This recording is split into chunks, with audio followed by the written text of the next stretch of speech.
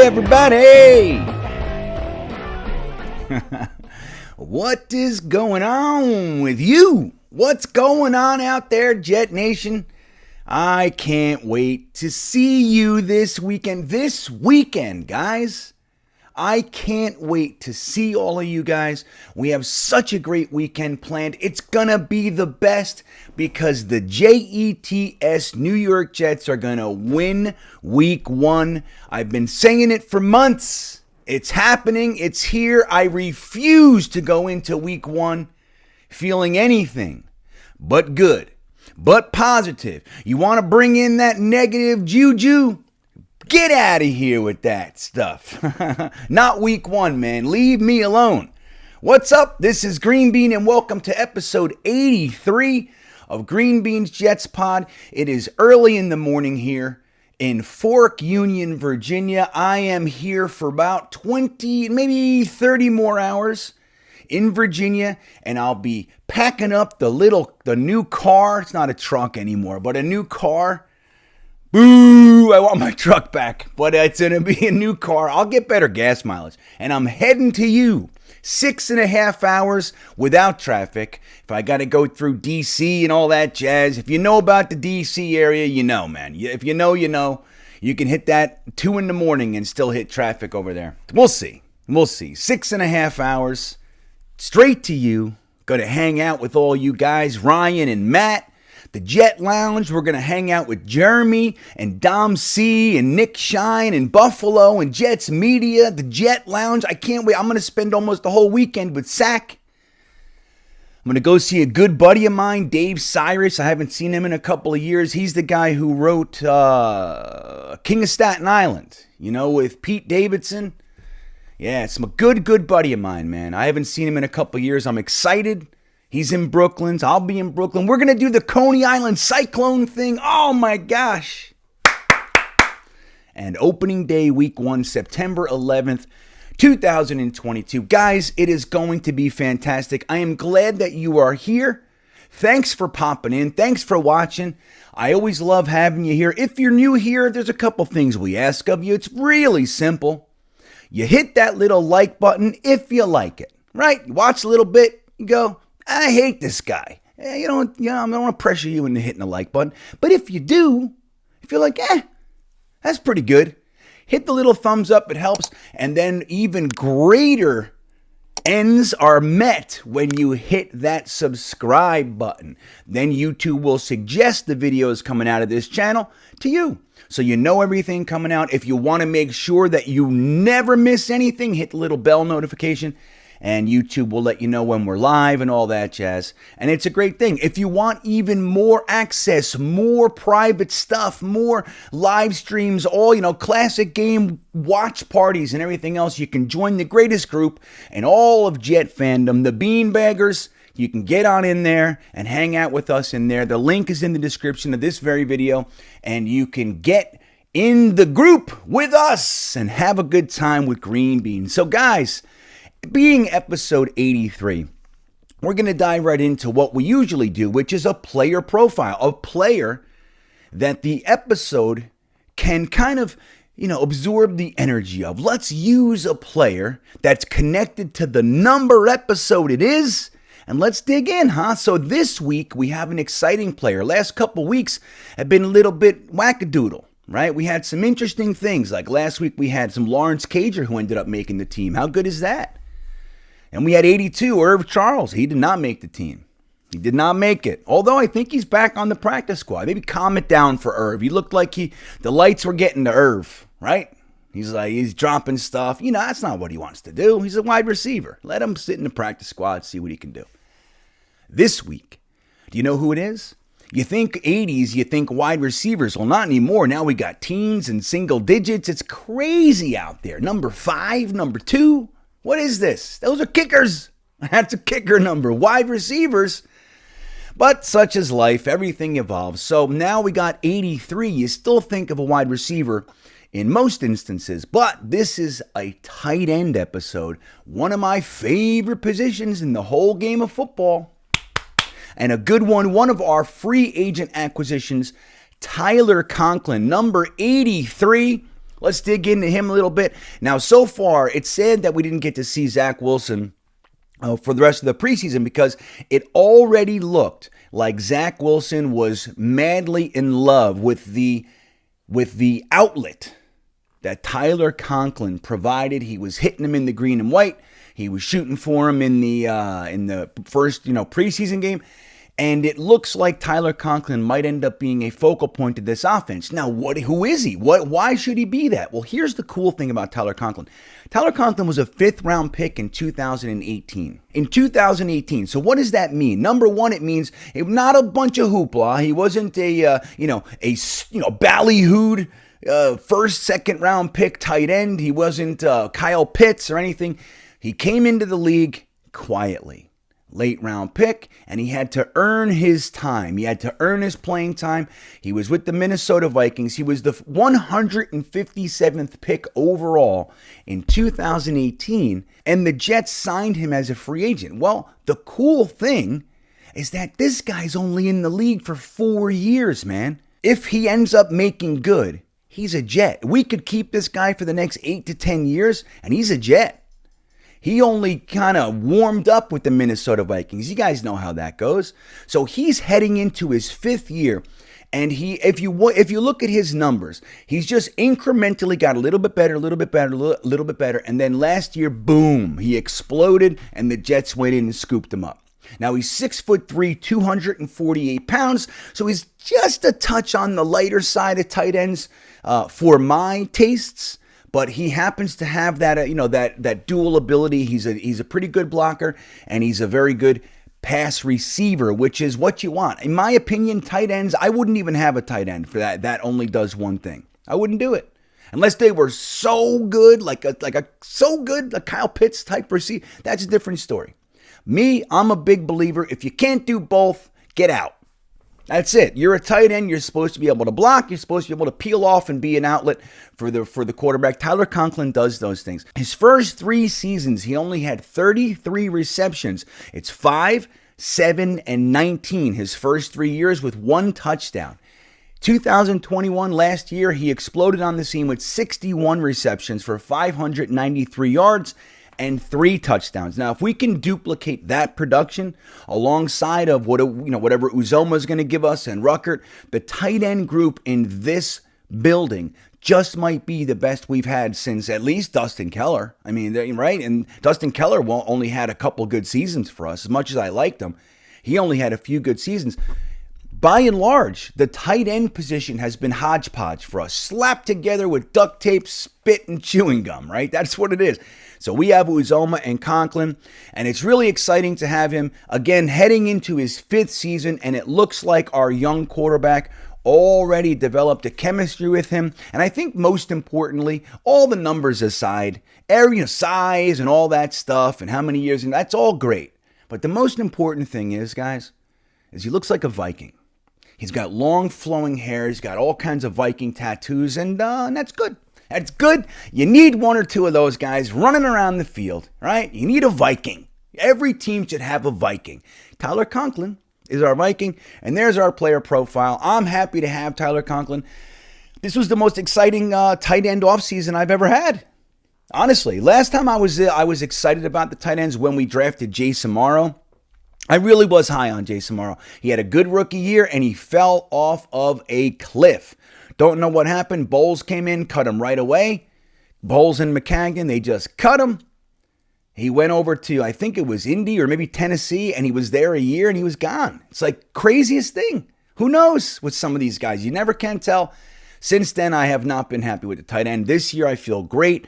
Uzomah, Conklin, Ruckert. You still got your bow on the back end. We kept the receiving prowess of Lawrence Cager. So we have a nice little group, that I happen to like everybody on it. Tyler Conklin leading the pack, and that's fantastic. Hopefully Zach can come back, man, soon, because I'd like to see that chemistry get every available opportunity to grow.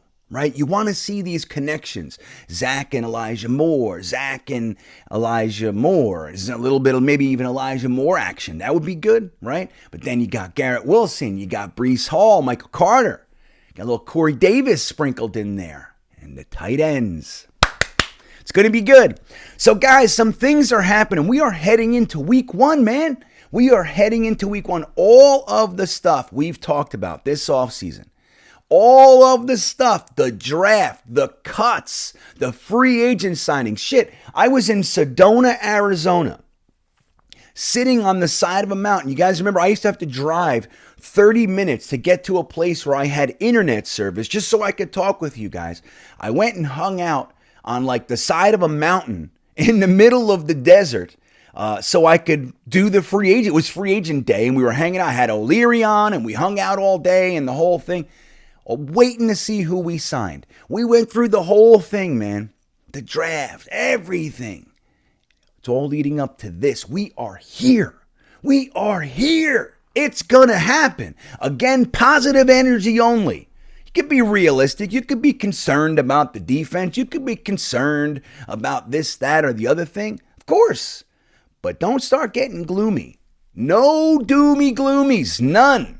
It's positive. We go into that stadium feeling good. If we all bring positive energy and scream and yell, things will be good for us. I promise. No gloom. So, guys, some things are happening leading into this game. And let's get into it with our segment called The News of the Week.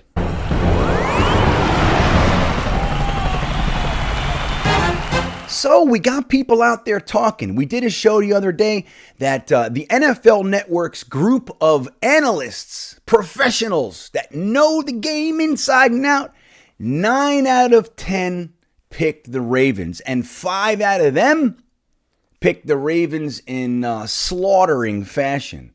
33-10, those kinds of numbers, whatever they were. One guy, only one little fella, picked the Jets, and that's Daniel Jeremiah. The long storied friendship to our general manager, Joe Douglas. But the interesting thing is Daniel Jeremiah was actually a scout for the Ravens. So allegiances aside, it looks like he might actually believe the Jets could pull this out. Nobody else is jumping on that train, only Daniel Jeremiah. But another interesting guy popped out of the woodwork in support of Zach Wilson and the Jets, and that's Troy Aikman, the Dallas Cowboys Hall of Fame quarterback back in the day, the Super Bowl dynasty of the Cowboys. Troy Aikman to Michael Irvin and Emmitt Smith and Moose Johnson and all the guys. Novacek. Remember those guys? I hated them. I hated that team. I had a couple good friends. They were Dallas fans. I'm surrounded by Giants and Dallas and Dolphins. Get out. It's one, and here we are, and we suck. You know what I mean? So I had to watch these guys. But Troy Aikman comes out and says, hey, man, we need to relax. Like, we jumped the gun on these guys. My rookie season was like, it took me 3 years, he said. Like, I didn't really start to do anything in the NFL till year 3. You got to give him time. He said, I still think Zach Wilson has the same potential to be a great player as before. Nothing's changed. He showed progress last year. He obviously looked different the second half than the first half, so he started to settle down.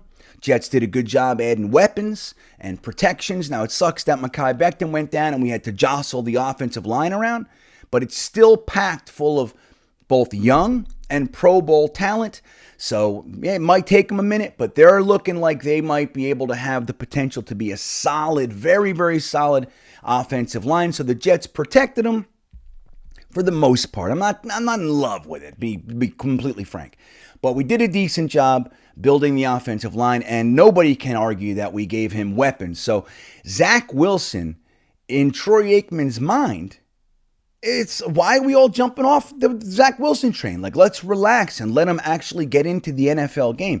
And look, that's one of the things I agree with, guys. I know, a lot of the younger fans, like, we're just kind of like, you give him one tryout, he sucks, get out. Like, that's kind of how we are everything's fast, When I grew up, draft pick quarterbacks, and dude, they sat for at least a year in most instances. It was kind of silly to throw them to the wolves as rookies. Like, that's just kind of the thing. Not that it never happened, but more times than not, it was expected that a quarterback would come in, sit for a minute. learn the offense, kind of acclimate himself to the NFL. Not anymore. And that's partially because of the collective bargaining agreement with the rookie contracts and all that jazz, and then the exploding quarterback contracts after that 5th year. So it just is. It just is what it is. But if you look at a lot of these quarterbacks, they didn't come on the scene and explode year one. Obviously, we have Joe Burrow and we got Justin Herbert, recent memory, of course. So they, guys like that tip the scales for people to think, well, I want Justin Herbert. What the hell? Why can't I have him? And I get it. I want him too. Why can't? But that doesn't mean that Zach Wilson is in the garbage, right? We got to give this guy some time. We got to give the coaching staff time. All we really need to see is continued progress. Like if he comes out and throws for 2,100 yards this year, we got a problem, right? But we're going into week 1. How about we just believe? Now I remember a day watching Inside the NFL. The Dallas Cowboys, they were playing the Chicago Bears, Refrigerator Perry year, and the Dallas fans had this refrigerator outside of the stadium. They painted number 72 with like the Ghostbusters, the cross, and they were beating it up with a hammer. We're gonna kill! And the Bears came in there. The Troy Aikman-led Dallas Cowboys, and I think they beat them like 42-0. Okay, so it's just one of those things. I'm fairly certain they won one game that year, the Dallas Cowboys, and then his next year wasn't much better. So having a guy like that with some experience come out and say, hey man, why don't we just cool our jets and give the guy a chance before we start dumping on him.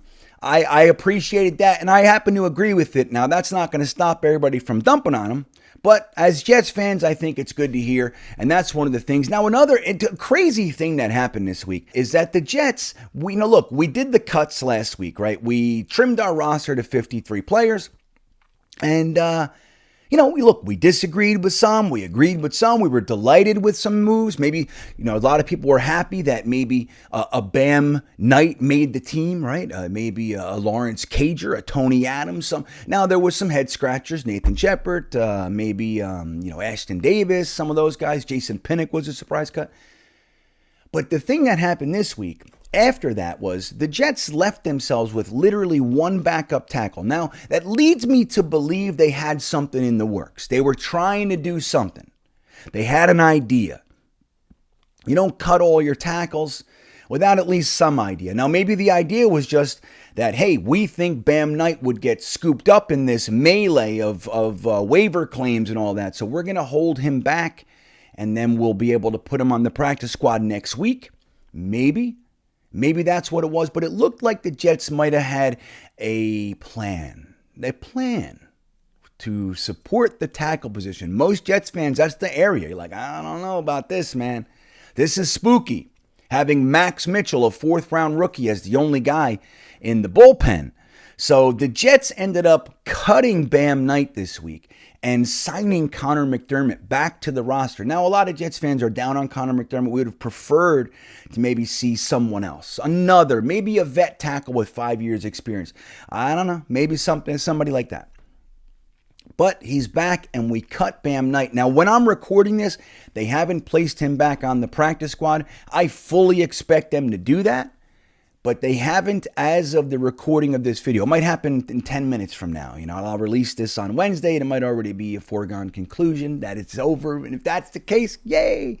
But it's not right now, and I think that they should. I think they should bring him back. I'm still scratching my head on why Ty Johnson seems to be made of Teflon. I don't know. He's like all lubed up. He's covered in bacon grease, and he just kind of slides through all these cuts. He's like, in my opinion, he was one of the first guys to go. Now, what I'm hoping is that he comes out and has this miraculous season. Maybe he's the best running back. I don't know. Maybe something like that happens.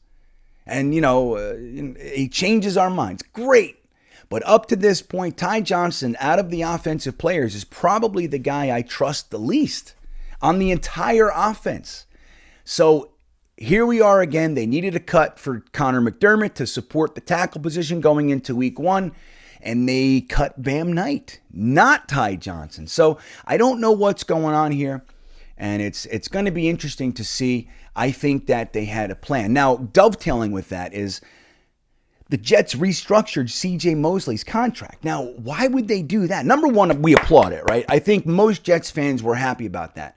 You know, creating cap space, and if at bare minimum you're just going to roll it over to next year to give yourself a little bump next year, that's great. But look, like, again, they leave the tackle position open.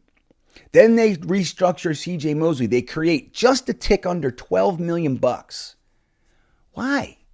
What is it? What are we doing here? And we're heading into week one. It's kind of getting to that place where anybody that you bring in is not going to be able to help you anyway this week. So what are we doing here? It leads me to believe there's something cooking. Maybe not. Maybe you're just like, hey, I'm thinking ahead. And this is one of the areas of concern. I had an ability to do it. I had an opportunity, and we did it. Maybe that's what it is. But no matter how you slice it, C.J. Mosley was extended 2 years. They pushed it all up, gave it to him in a bonus, so that gets prorated over the years and all that jazz. So he gets a nice big chunk of cash right now, C.J. Mosley, and now he was voted the team captain on defense. So, you know, look, there's a lot of like mixed signals, right? A lot of mixes. You don't know what to think anymore with these Jets.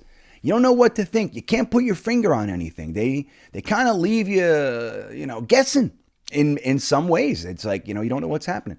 So C.J. Mosley's restructured. We bring Conor McDermott back on the squad. Bam Knight currently is sitting out there exposed. He's naked in the wilderness, man. We got to go get our boy. We got to wrap him up in a blanket and walk him back to the shelter. That's what we got to do. We got to go get this guy. We didn't do all this in the preseason and offseason, and now we're going to let him go now 3 days before the damn game. Let's bring him back and get him in the shelter, at least protect him from the wind, right? You got to protect him from the wind. Bam Knight, I hope you're back very, very soon. Can't be naked in the woods, buddy. You got to cut that out, right? We can't have that. So what else? Now, look, here's another one, man. DJ Reid, they have not committed to whether or not DJ Reid will start against the Ravens. Now, I'm going to tell you something. One of the things that concerns me the most every year is the fact that Joe Douglas goes out and collects players. He brings in draft picks, and he brings in this guy, that guy. And every year, it seems like we don't get to show up to week one with our team. Look at 2020. The whole draft class was injured like the first half of the season. That even included Bryce Hall. I think the only one who played was like Braden Mann, maybe somebody like that. It was crazy. Mekhi Becton played in the beginning, but that was it. So like you look at these, even the free agents. Last year we brought in all these defensive free agents: Jarrad Davis, LaMarcus Joyner, Carl Lawson, Vinny Curry, Ronald Blair. Every single one of them was hurt before week one. We didn't see one of those guys. Well, LaMarcus Joyner we saw for a few minutes. So it's going to be interesting. DJ Reid, one of the guys that we went out there and brought in to secure this defense, an energetic, talented young player that we wanted to have on the field, might not be there. Now, the good news is that at least we have last year's starter, Bryce Hall. He had 19 passes defensed last year. So at least we have that. At least we have a very good NFL experienced player coming in. It's not just some rook or something. Brandon Echols will support them, but it's an interesting scenario. I'd really like to see Sauce and DJ Reid out there. Maybe Bryce Hall in a dime package kind of a thing. I'm a little bit nervous. I don't know. DJ Reid, we haven't seen much of him all off season. They basically said, he's all right. He's a little tightness. If it was a game, he'd play. Well, we're at the game, and they don't know if he can play, and that's concerning. We're rooting for DJ Reid to get the hell out there, man. Of course, we want to see him, but it would be unfortunate. But look, if he's close and he's got to miss one game to get him the rest of the season, obviously that's what you choose. But at least we have Bryce Hall coming in. He didn't look great against the Falcons, but he settled down a lot in the preseason, and we know what he is. Bryce Hall might not be Darrelle Revis, but he's a solid cornerback. Most Jets fans know that. There are some guys out there who throw stones at him, but I think by and large, most Jets fans know he might not be great, but he's definitely a guy you want on your team, and he's solid coming off the bench, and there were years we couldn't say that. So that's a positive, and that is the news of the week.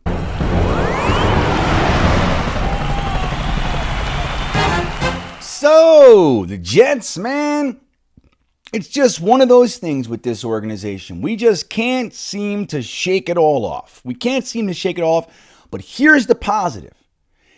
This looks like the closest to full strength that we've been going into week 1 than in recent memory. I mean, at least Todd Bowles, right, to 6 years, 7 years, at least. The last 5, 6, 7 years, we have been decimated going into week 1. This is the closest to full strength that we've been in a long time. Now, we're without our starting left tackle. We're without our starting quarterback. So there's a lot to be said. You could argue otherwise, but I think as far as team-wide, you look around and you go, holy cow, C.J. Mosley's here. Carl Lawson's here. Look at this. We got George Fant. We got Michael Carter. We got Breece Hall. We got all our receivers. Last year, we started with receivers hurt. So it's one of those things. We got everybody, barring a couple players. So I'm grateful for that. And it's going to be good going into week 1 with most of our team. Hopefully, we can actually see some of these guys that we brought in have an impact, right? Yeah, we don't want to just have them. We want them to have an impact. Now, coming out of that type of a comment, we have one guy that we don't know what's happening with. And to discuss that, let's get into this week's Intelligent Gripe. So you remember last year, the Jets, Saleh was a rookie. He's got all these rookies running around. We're starting 5 rookies on defense, all of them late round picks. We're starting a rookie quarterback. We got a rookie offensive coordinator who wants to be upstairs, but Saleh puts him on the field. We got Matt Cavanaugh running around. He just got here. He doesn't know what's going on. It was a lot of craziness. One of the things Saleh did was he decided not to tell us who was starting at right tackle, George Fant or Morgan Moses, till the very last minute that he could. Now, why? Maybe he thought, maybe he's trying to trick somebody. Maybe he just couldn't decide. One or the other, that's what happened. At the last minute, he chose George Fant to start at right tackle over Morgan Moses. By the end of the game, Fant was back at left tackle and Morgan Moses came in, so it was what it was. But we already know that Robert Saleh has that in him to kind of wait and do what he can to leave the guesswork out there. This year, it happens to be Zach Wilson. Now, week 1 of the preseason, we all know the story. We saw Zach Wilson throw a pick, one drive, come back in, try to make something happen. He had a non-contact injury and we got spooked. Within 10 minutes till the next morning, it was a barrage of ACL. We found out otherwise, and they said 2 to 4 weeks. 2 to 4 weeks. Now, that said, I think most Jets fans wrote him off for week 1. Even if it is 4 weeks, he's not going to have any practice with the team, and let's just settle down, get the next guy ready. It happens to be the Ravens' former quarterback who's never gotten a chance to play his team yet.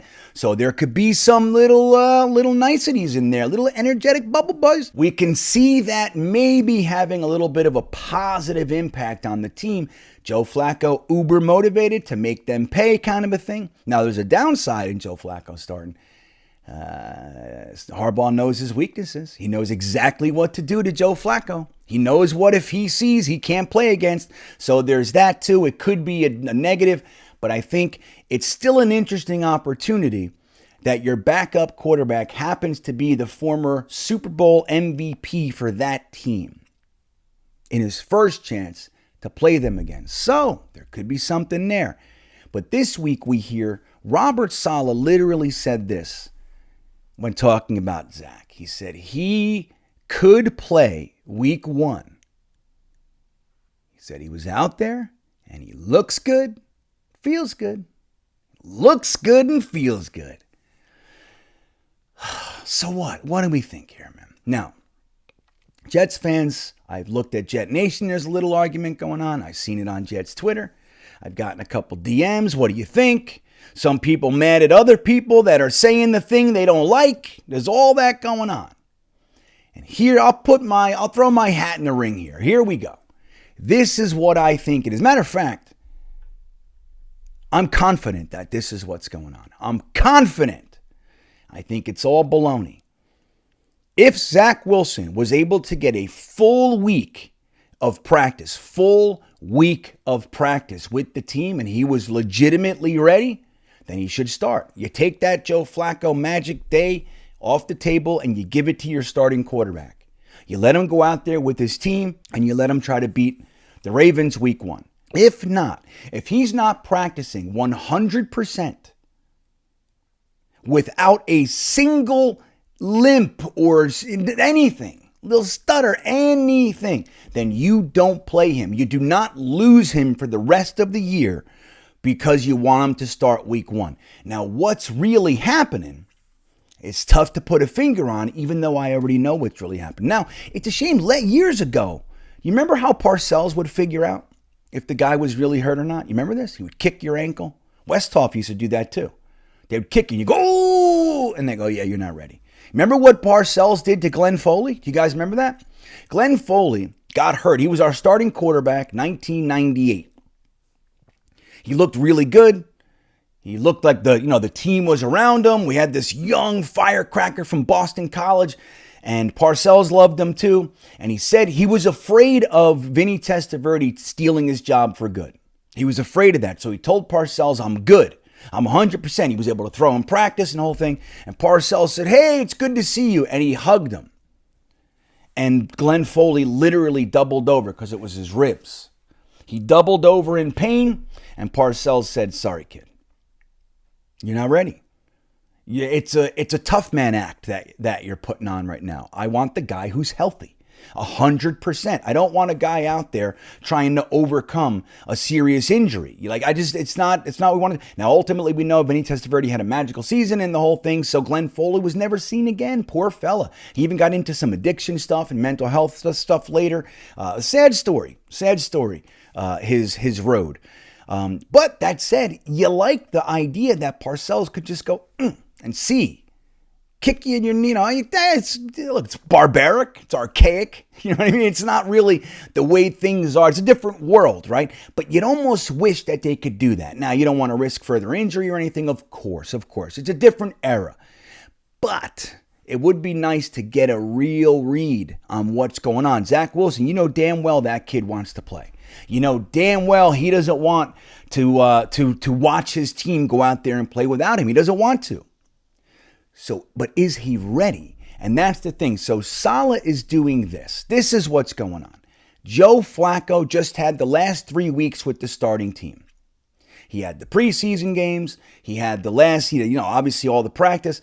The team is ready. They're rolling into week 1 with Joe Flacco. Again, it's the Ravens. It's a very specific game.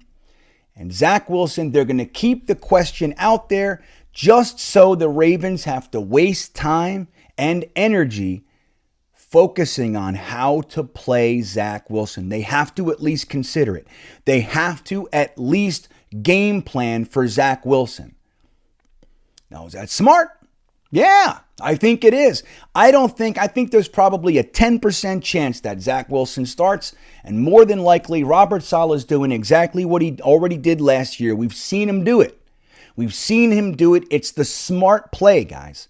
It's the smart play. Now, if Zach Wilson comes out and plays, hey, wonderful, right? Skiddly ding dang. There you go. That's great.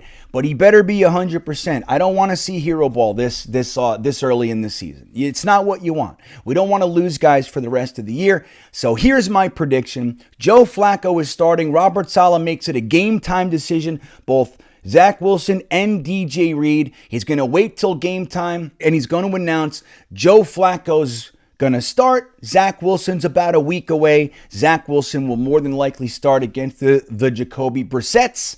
And that's the way it's going to go, and I think it's the smart move. I think Robert Saleh is playing this perfectly. You don't take something like that off the table until you have to. You don't do that. You just leave it out there. It's true. Hey, he's questionable. That's something all teams do every single week. You let the Ravens at least have to game plan for both. It takes away a little bit of resource, even if it's 5%. It doesn't matter. Take it.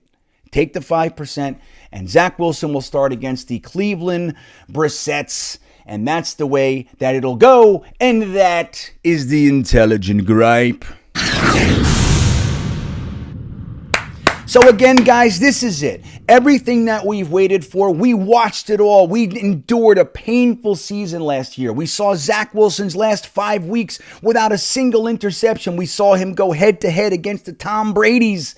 We saw it all. We ended the season. We endured another Jetless playoffs. We saw a Super Bowl, and then we went through the entire offseason, and we are here. By the time you hear this, I'm going to be heading up to New Jersey in New York. I'm going to be hanging out in Staten Island and Brooklyn, and then obviously East Rutherford on September 11th. I hope to meet a ton of you guys there. I'll be hanging out with Jetnation early in the morning, and then I'll be at the Jet Lounge tailgate party for the entirety of the day, and then I'll see everybody at the hangar. It's going to be great. Now, the guys who won the tickets from the GoFundMe, the GreenBean's Wayward Jets Fan Fund. Congratulations. Look, we got 5 people there, guys. You guys got 5 additional Jets fans who have never been to a Jets home game to see their first game. 2 of them are going to be week 3 against the Bengals. The rest are going to be week 1 against the Ravens opening day. If you are one of those people and we didn't already electronically give you your ticket, you're going to have to meet me at the Jet Lounge tailgate party. I'll have your ticket in hand, and that'll give us an opportunity to have a nice, warm embrace. I'm a hugger. I don't know if you know that about me, man. I'm a hugger.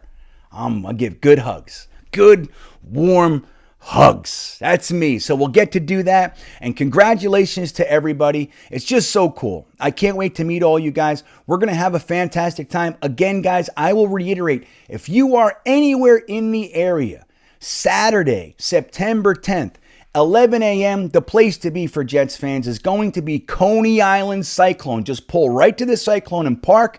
We're meeting there 11 a.m. We'll probably ride the Cyclone 11:30, maybe even noonish, depending on what we're doing. We're going to have a great time doing the Jets chant from the top of the Coney Island Cyclone, and then we're going to go get some real classic Brooklyn pizza at L&B Spumoni Gardens, and then you'll try something that you might not have even ever heard of, Spumoni. Yeah, it's going to be great, and I can't wait to meet so many of you guys there. It's going to be a great weekend, and the Jets are going to win. My prediction is 28-27 New York Jets in a nail-biter that we lose our voices, we lose our composure, we lose our minds, but we don't lose the game. There you go, guys. Have a great weekend. Thanks for watching, and as always, go Jets.